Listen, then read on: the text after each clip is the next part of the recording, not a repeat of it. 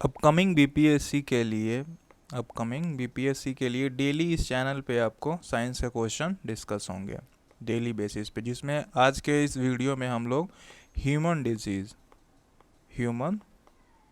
Disease के questions को discuss करेंगे। तो चलिए, सबसे फर्स्ट क्वेश्चन क्या कह रहा है यहाँ पे, consider the following statement about dengue fever. Dengue बुखार के बारे में निम्नलिखित कथनों पर विचार करें। पहला स्टेटमेंट है यहाँ पे कि it is spread by Aedes mosquito. अब एडीज मस्क्यूटो के बारे में, एडीज मस्क्यूटोज के बारे में दो चीज़ जानिए कि एक होता है इजिप्टी एंड सेकेंड होता है एल्बोपिक्टस। ये एडीज मस्क्यूटो में ये दो होते हैं और इसको क्या बोला जाता है, इसको टाइगर मस्क्यूटो भी बोला जाता है, टाइगर मस्क्यूटो, एल्बोपिक्टस को। अब इन्हीं दोनों की वजह से जो ह्यूमन डिजीज होती हैं सबसे ज़्यादा जिसमें सबसे पहले हो गया आपका ये डेंगू फीवर हो गया।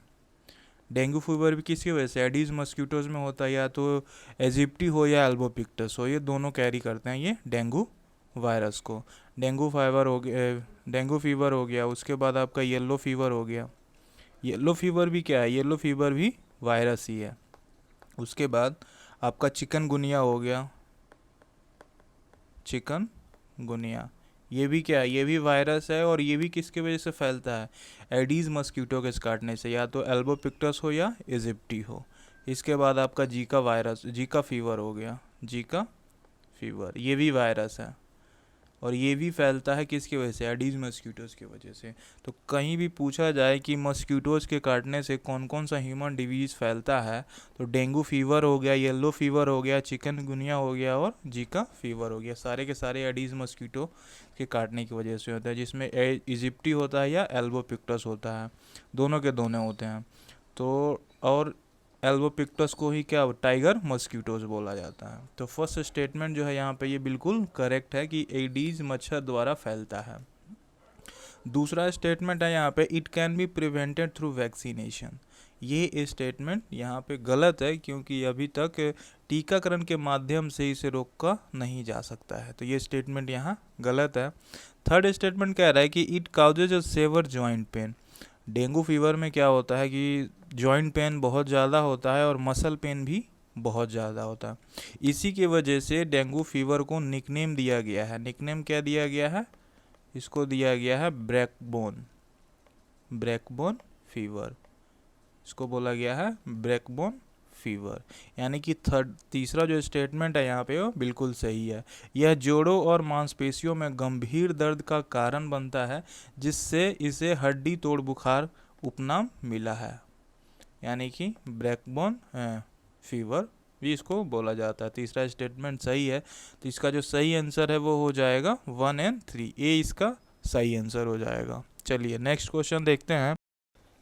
नेक्स्ट है, consider the following statement about malaria.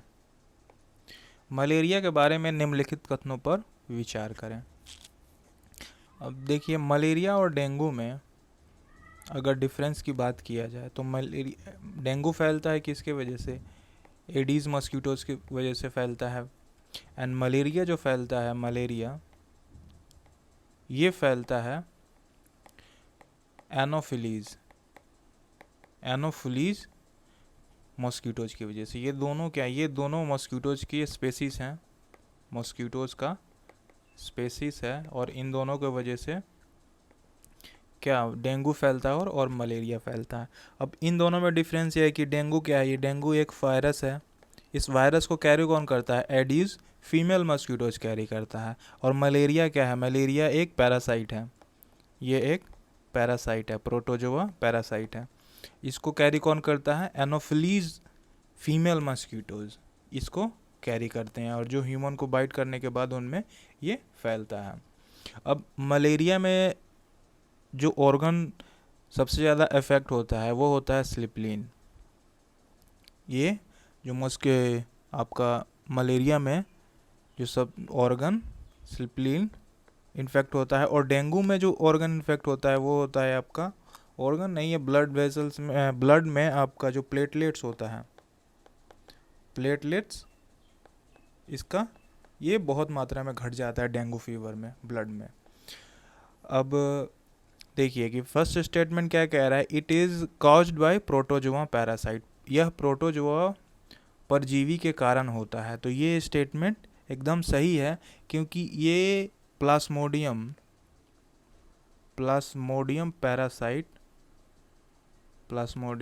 Parasite की वजह से मलेरिया होता है। तो ये स्टेटमेंट एकदम आपका जो फर्स्ट स्टेटमेंट है वो सही है। सेकेंड स्टेटमेंट है आगे, it is transmitted by the anopheles mosquito. देखिए मलेरिया को कैरी कौन करता है, ये एनोफिलीज मस्कीटोस करता है, एनोफिलीज मस्कीटो। और एनोफिलीज में जो फीमेल मस्कीटोज होती हैं वो इसको कैरी करती हैं। तो सेकंड स्टेटमेंट भी जो इसका सही है, यह एनोफिलीजी मच्छर द्वारा फैलता है। तो सेकंड स्टेटमेंट भी सही है। देखिए थर्ड स्टेटमेंट जो है इसको कह रहा है कि it can be completed eradicated by antibiotic. जो थर्ड क्वेश्चन है यहाँ पे, थर्ड स्टेटमेंट, अब मस्कीटो को मलेरिया को जो प्रोटोजोआ पैरासाइट जो है, प्लाज्मोडियम पैरासाइट, इसको जो सबसे फर्स्ट साइंटिस्ट ने जो खोजा था, वो खोजा था किसने, साइंटिस्ट का नाम था आपका रोनाल्ड रोस ने। किसने खोजा था, रोनाल्ड रोस ने सबसे पहले प्लाज्मोडियम पैरासाइट को, यानी कि मलेरिया का जो जिसकी वजह से फैलता है, उसको खोजा था इस साइंटिस्ट ने। और इसका जो मेडिसिन यूज किया जाता है इसके ट्रीटमेंट के लिए, वो यूज किया जाता है क्विनीन को, ये मलेरिया में यूज होता है। अब देखिए कि यहाँ पे कम्प्लीटली इरेडिकेटेड बाय एंटीबायोटिक, ये जो स्टेटमेंट है वो यहाँ पे ये गलत है। थर्ड स्टेटमेंट जो है वो रॉन्ग है। अब देखिए मलेरिया डे अगर पूछा जाए तो वो कब मनाया जाता है, 25 अप्रैल को। 25 अप्रैल को क्या मनाया जाता है, मलेरिया डे। तो इसका जो सही आंसर है वो हो जाएगा ओनली 1 और 2 जो है वो सही स्टेटमेंट है, तीसरा जो है वो गलत है।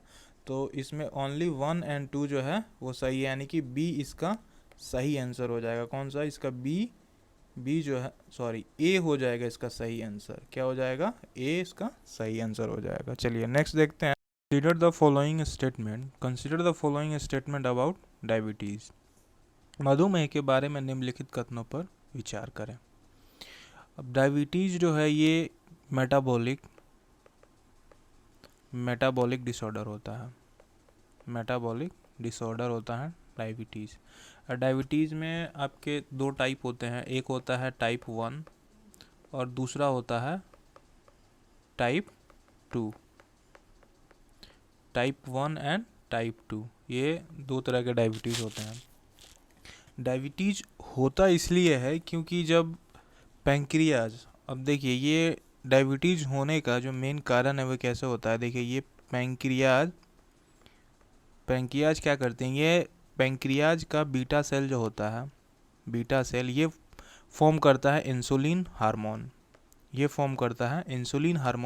और ये इंसुलिन हार्मोन सीधा कहाँ जाता है, इंसान के ब्लड वेसल में इंसुलिन जाता है। स्टोमक में जब फूड जो है वो डाइजेस्ट होता है तो उसमें से जो ग्लूकोज निकलता है, ये भी जाता है सीधे ब्लड स्ट्रीम में जाने के बाद अगर इंसुलिन इस ग्लूकोज को यानी कि क्या करता है, बैलेंस करता है ब्लड में। अगर इंसुलिन डिफिशियंसी हो जाए या कि कम मात्रा में हो जाए तो ब्लड में क्या होगा, ब्लड शुगर जो है वो इंक्रीज हो जाएगा। जब ये इंक्रीज होगा इसी को क्या बोला जाता है, इसी को बोला जाता है डायबिटीज़। उस इंसान को डायबिटीज़ जब कंटिन्यू ब्लड शुगर इंक्रीज रहने लगे तब समझिए कि इंसान को डायबिटीज़ हो गया। इसका दो टाइप होते हैं, एक हो गया टाइप 1 और दूसरा हो गया टाइप 2। जो टाइप 1 है इसको बोला जाता है जुवेनिल ऑनसेट,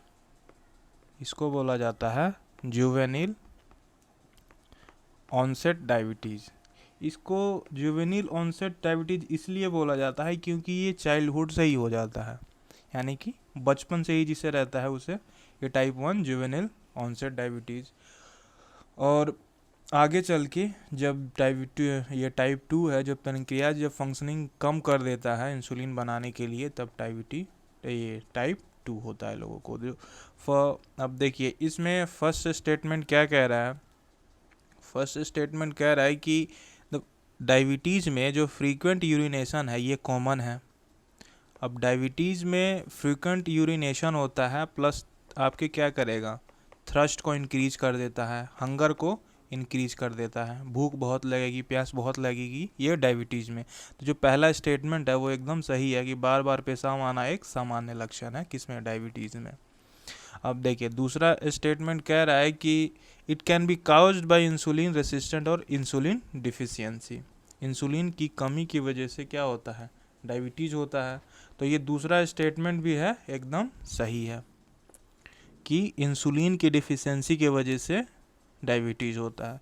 या देखिए यह इंसुलिन प्रतिरोध या इंसुलिन की कमी के कारण से हो सकता है। सेकंड स्टेटमेंट एकदम सही है।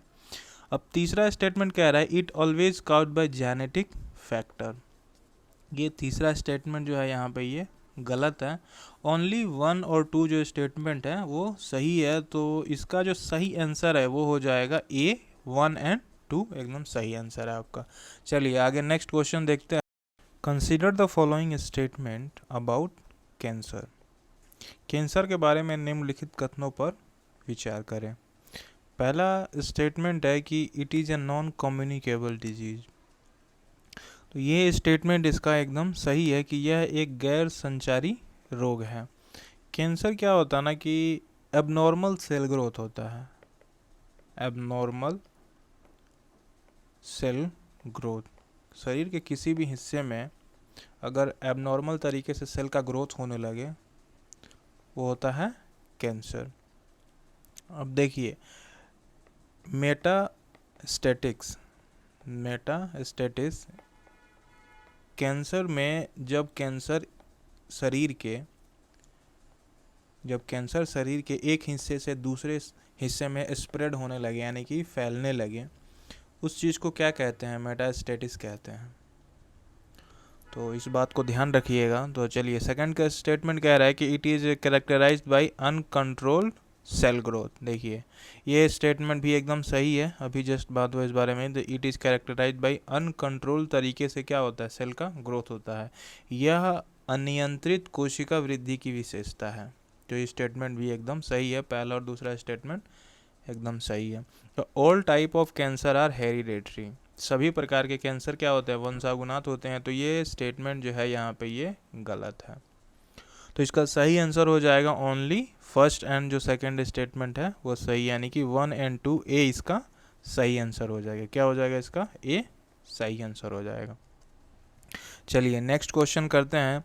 Consider the following statement about influenza. Influenza के बारे में निम्नलिखित कथनों पर विचार करें। पहला जो स्टेटमेंट है इसका इन्फ्लुएंजा के बारे में, वो कह रहा है कि it is a caused bye a virus. क्या कह रहा है कि it is caused by virus. तो इन्फ्लुएंजा किसकी वजह से होता है, ये वायरस के वजह से होता है। तो ये स्टेटमेंट एकदम सही है, यह वायरस के कारण से होता है। पहला स्टेटमेंट एकदम सही है। सेकेंड स्टेटमेंट कह रहा है कि it primarily affect the respiratory system. क्या करता है, यह मुख्य रूप से श्वसन प्रणाली को प्रभावित करता है, यानी कि इसका जो सेकेंड स्टेटमेंट है ये भी सही है। और इसको क्या है, इन्फ्लुएंजा को रोका जा सकता है किसके द्वारा, it can be prevented by vaccination.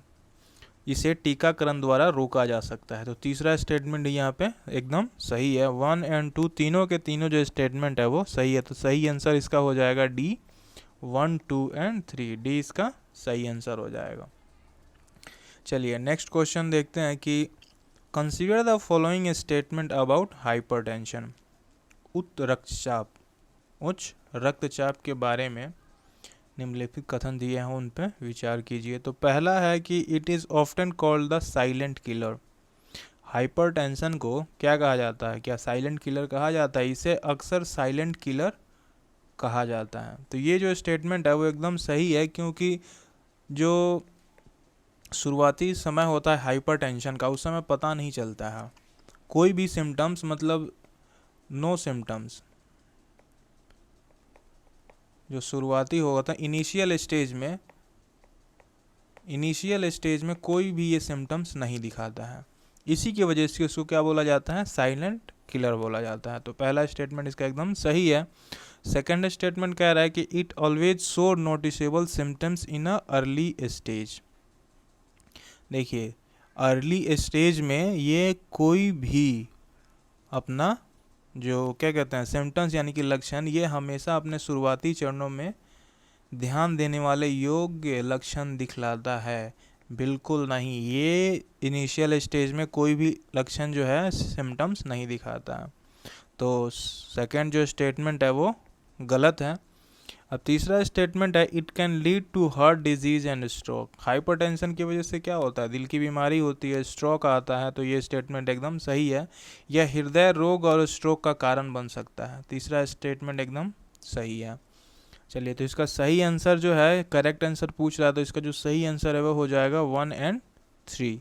ये इसका सही आंसर हो जाएगा। क्या हो जाएगा, ए 1 और 3 सही आंसर हो जाएगा। चलिए नेक्स्ट क्वेश्चन देखते हैं। Consider the following statement about tuberculosis. Tuberculosis में बताना है कि निम्नलिखित कथनों पर विचार करें। पहला स्टेटमेंट कह रहा है कि cause by A bacterium. Tuberculosis किसकी वजह से होता है, ये बैक्टीरियम की वजह से होता है, ये एक जीवाणु के कारण होता है। तो पहला स्टेटमेंट जो है वो एकदम सही है ट्यूबरक्लोसिस के बारे में। दूसरा स्टेटमेंट है कि it primarily affect the lungs. Tuberculosis यानी कि टीबी किसको अफेक्ट करता है, या मुख्य रूप से फेफड़ों को प्रभावित करता है। किसको, लंग्स को अफेक्ट करता है। तो सेकंड स्टेटमेंट भी एकदम सही है। तीसरा कह रहा है कि इट इज़ नॉट कॉन्टाजियस, यह संक्रमक नहीं है।